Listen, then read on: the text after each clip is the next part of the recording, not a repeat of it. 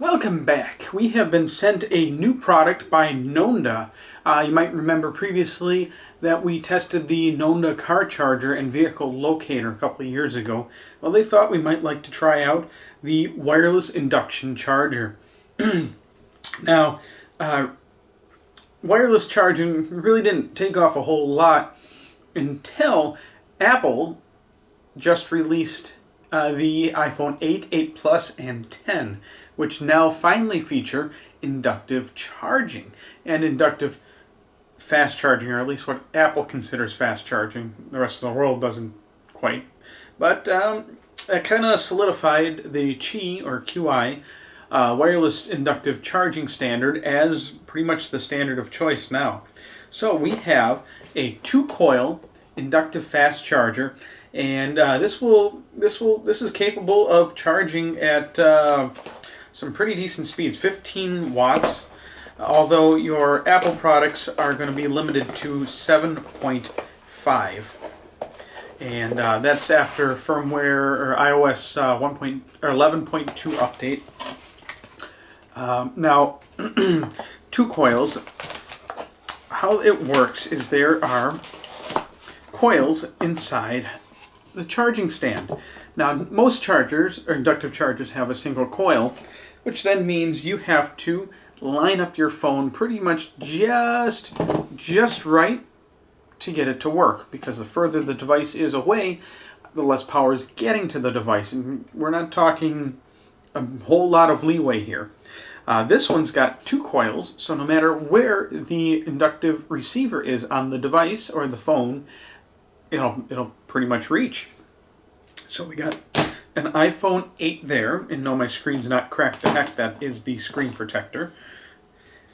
Another nice thing that Nonda sends is their power brick. Now, this isn't a normal power brick. It's quite powerful, and it is Qualcomm Quick Charge 3.0 compliant.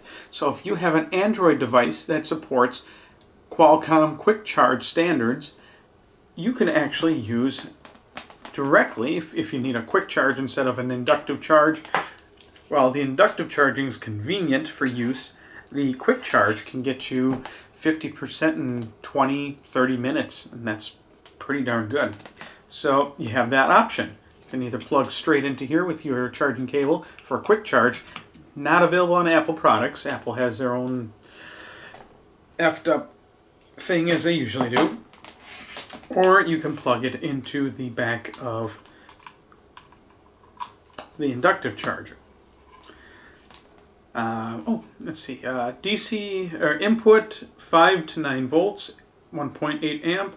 Output 5 to 9 volts, 1.67 amp. Not bad.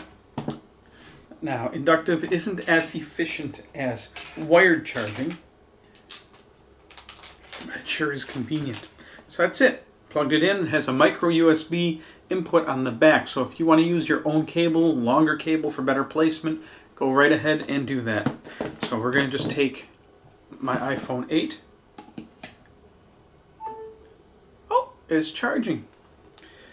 Now, unfortunately, iPhone 8 or iOS 11 does not allow us to see actual charging amps any longer. So that's somewhat unfortunate.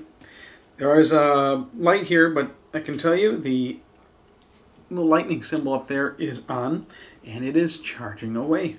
There's a status light down here that changes colors depending on the status of the charge, obviously.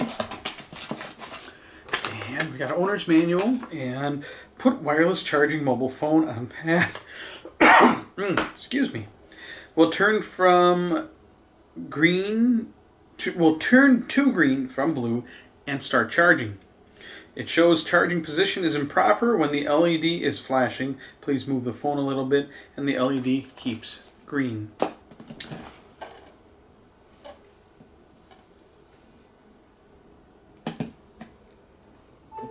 Nice. So there you have it. Now, for reference, the inductive charging receiver on the 8 is pretty much right around the Apple logo. Mileage may vary on Android devices, but it seems to work. And this will be a welcome addition to my desk.